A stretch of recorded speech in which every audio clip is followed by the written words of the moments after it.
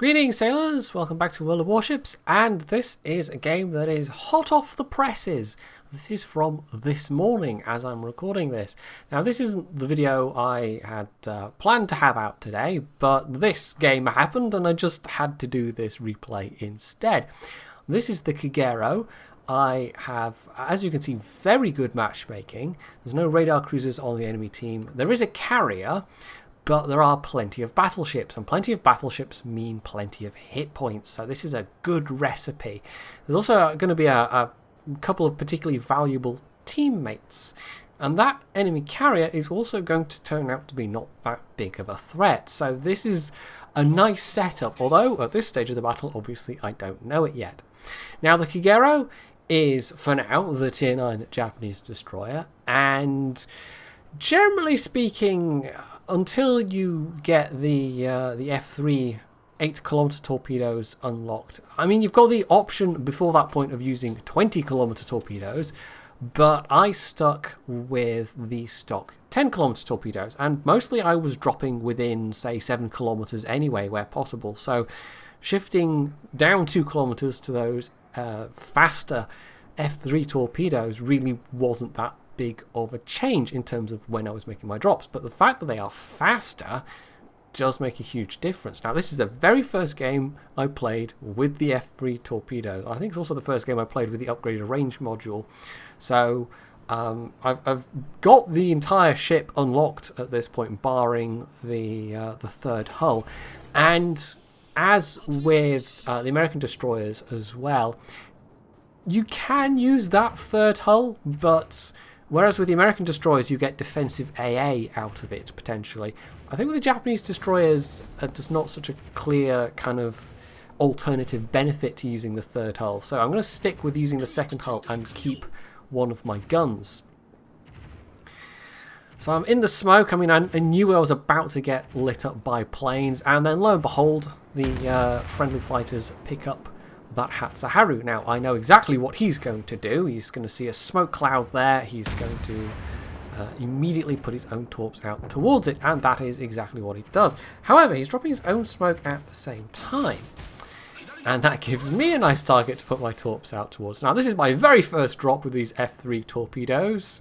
We'll see if we can score a kill. Now, look at the speed of those. That's is it 70-something knots? I can't remember exactly. With the torpedo acceleration scale on the Captain, you can get it up to just over 80 knots. It's crazy. But if you have torpedo acceleration, your drop range goes down to, I think, 6.5 kilometers. Anyway, they're just entering the smoke, and there we go! Rip one Hatsuharu. That's one less enemy destroyer. That just leaves the Fletcher. The enemy Fletcher, by the way, is one to keep an eye on as well. Did I say that already? Yeah, it's the Fletcher on the enemy team and the Fiji on our own team that are going to be particular ships to keep note of. On captain skills, by the way, I should maybe note that on this commander, instead of demo expert at rank 4, I've actually got AFT, and I think if I was going back and redoing it, I probably would take demo expert, but I'm cheap. I don't want to spend the doubloons for retraining a 5-point captain, because this is a 5-point captain. This is my first and only captain of all my ships that has concealment expert. There are 2 other captains where I could have concealment expert, but I've gone for multiple lower rank skills instead, and that's the captain I use on the Tirpitz and I think possibly the Yamato captain. So both battleship captains, and because I've played a lot of battleships, it's no surprise. But those are the ones that have gotten the skills. But with the Kagero, I especially made the effort. Well, it was on the Fubuki really to use dragon flags to finally get enough points to get a destroyer with concealment expert, and it makes a big difference. But of course, you still have to watch out for radar capable ships, and you have to watch out for being spotted from the air. Now, I could have gotten closer to this Kagero, for instance, although not that it matters. Look at those. Oh, that's lovely.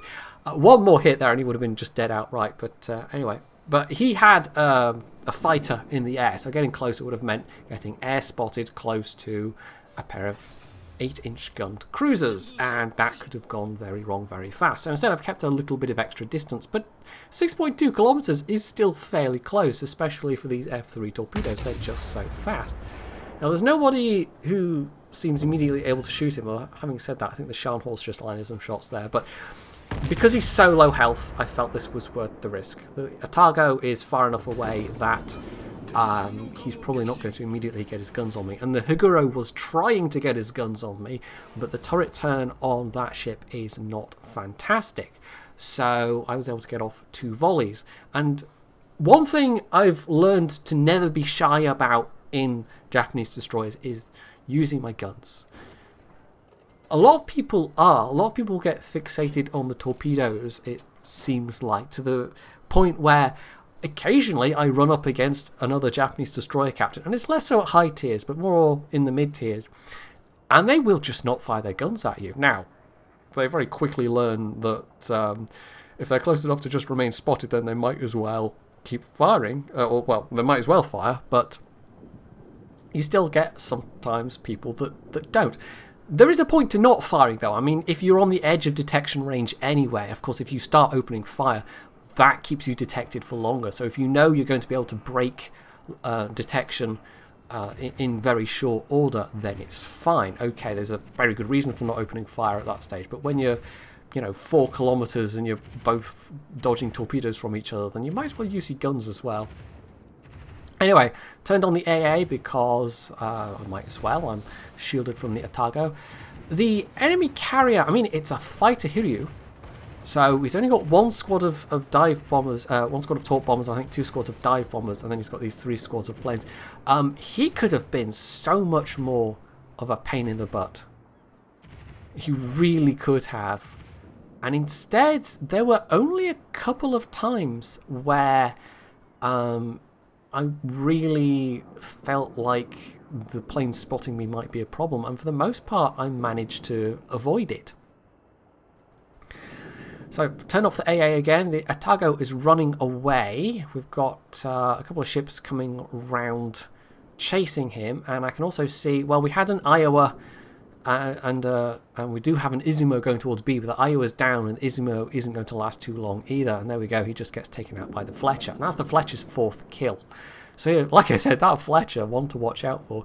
I have to say, our Ranger did pretty well as well. It's one of those games where, yeah, it was a really good recipe, but also I needed just a couple of teammates to carry things along as well, because if it just come down to me having to do all the work, it might not have gone nearly so well. But no, there are just a couple of teammates that also really help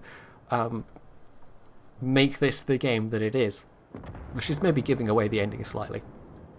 But anywho, so I'm heading back over towards B, because that's where the enemy team are making their push towards.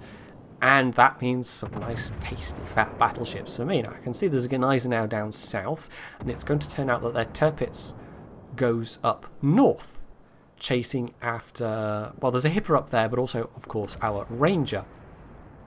So that leaves an Iowa, Scharnhorst, Izumo, and there is, of course, their Fletcher around somewhere as well. And it's actually the Fletcher I'm most worried about. The enemy carrier was not really trying to actively spot me at all, and the times I did get spotted, it largely felt incidental. The only time it felt like maybe they were trying to deliberately spot me was when they had the fighters overhead in the A cap circle, but at that point I could hide behind an island and there wasn't anything that could shoot at me, so it was basically fine. Anyway, so making a drop on the Izumo, and I've also noted that the Fiji is coming up round behind me to try and defend B as well, because we really cannot afford to lose a cap point. The Fiji, of course, has his own smoke, but being British smoke, he can only lay down at most 2 blobs, provided he doesn't get hit by a smoke bug, as can happen sometimes. I think it's theoretically possible even to get 3 blobs, but it's quite tricky to do. Anyway, that's 1, 2 into the Izumo, which is fantastic. But I've spotted, I mean, the Fiji, he's struggling to get a good angle here. I mean, where he's dropped his smoke, he can only maybe... Because the Iowa and the what is that, the Izumo, are now pulling behind the cover of the island as far as the Fiji is concerned. So he's only got the bow on Gneisenau now that he can really fire at. And of course, being a British cruiser, he's only got the AP shells to work with. So that makes life a bit tricky. So I've laid down this larger pool of smoke for this guy to work with. And it's going to work out rather well. Normally, I mean, I've gotten more into the habit of asking, but it just seemed like in this situation such an obvious thing. But maybe I should have typed in the chat, you know, I'm going to lay down smoke anyway. Maybe it just would have been good practice to do so. So I'm in the smoke myself, I might as well punt some shells in the direction of the Gneisenau. And he's close enough, obviously, for some torpedoes, which have just come back with one launcher. In fact, the other launcher's just come back as well, but I'm going to hold on to those. I've kind of gone into the habit of that since the Fubuki, is that sometimes I'll put out all my torpedoes at once, but sometimes I'll hold back one of the launchers. And in this case, because it's a bow-on ship, I figured I might as well hold on to some of them. Although maybe I could have put them out. There wasn't any particular reason to hang on to them at this particular stage. One thing I do have to be aware of is that the Fletcher hasn't been seen in a while.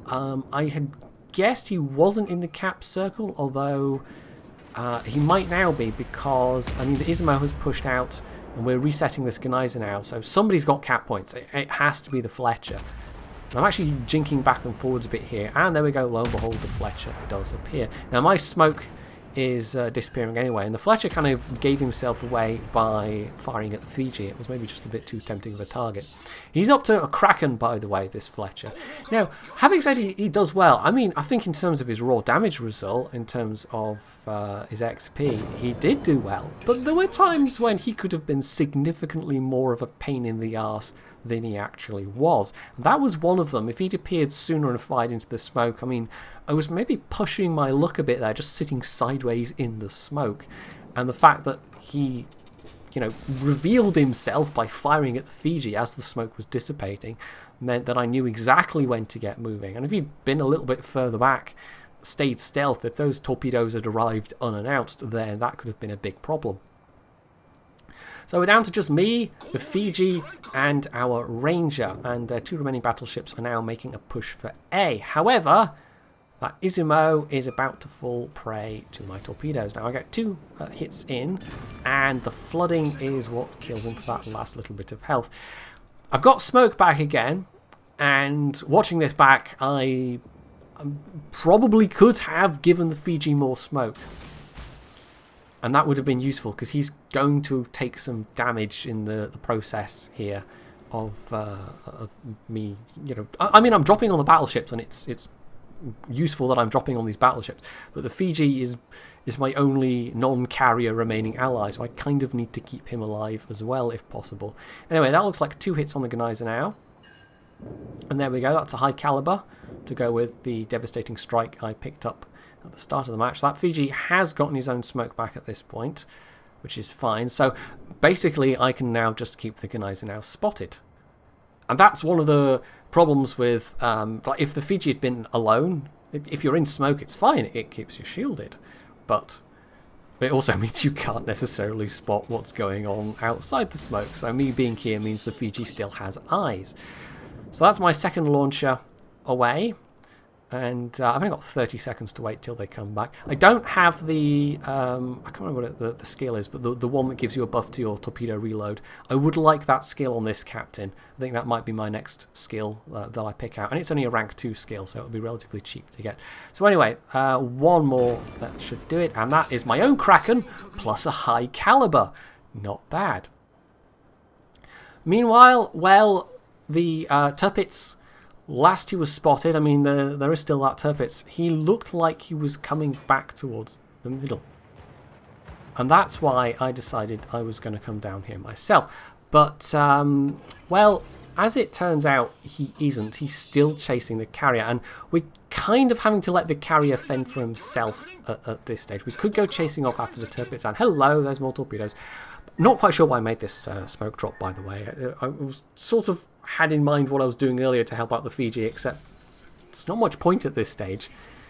If the Tirpitz had been coming towards B, then by the time he appeared, that smoke probably would have dissipated, and it's not going to help much against the Fletcher. We actually need to actively hunt the Fletcher at this stage, and I'm better off going forwards, spotting any torpedoes that might be coming towards the Fiji, and hopefully spotting the Fletcher. Now, if it was just me versus the Fletcher, I don't know what health he's got. If it was just me versus the Fletcher when we're both full health, then the Fletcher's probably going to win in a gunfight.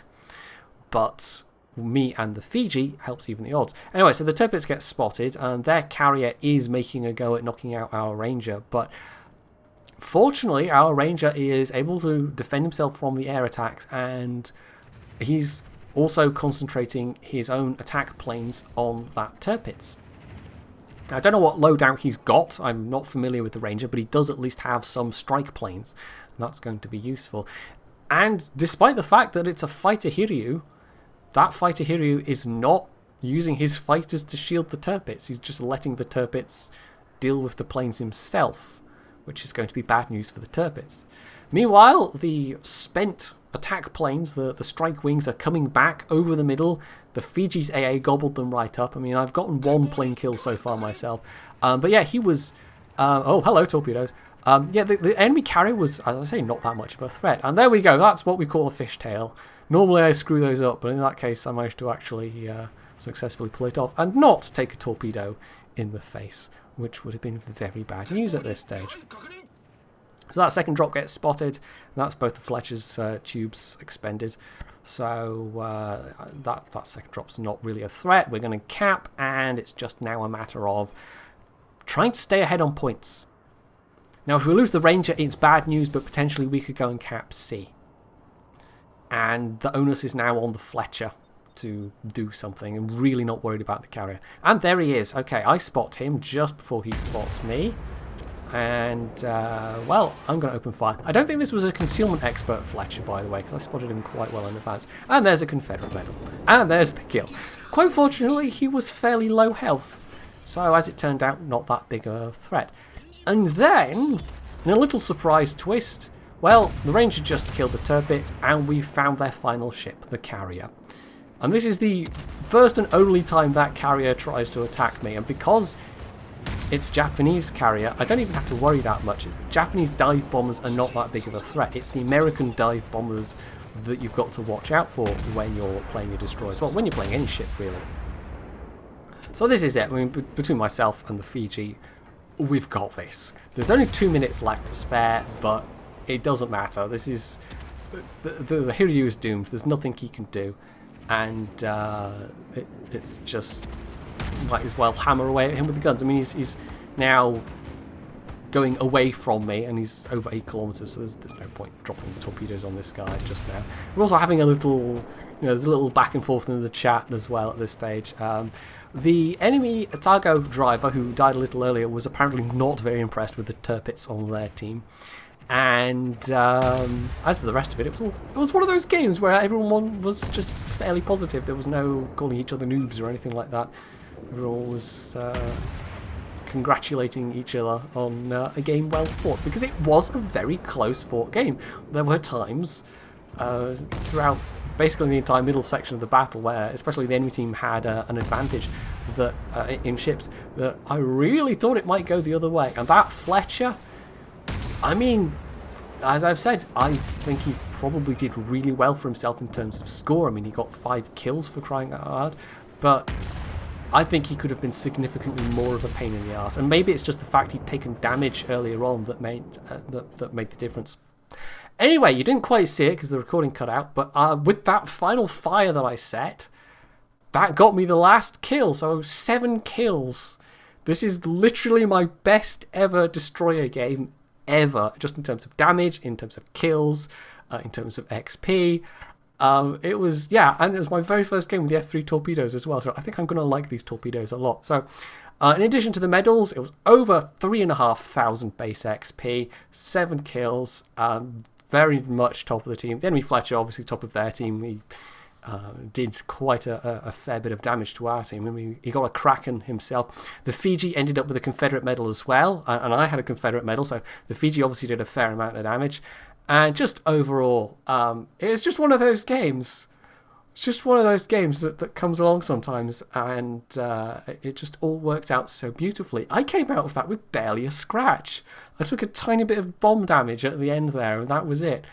So, if only all my Kagero games could be like this. They very rarely are, but this one was quite special, just in terms of the outcome and the actual the result that I got, the score.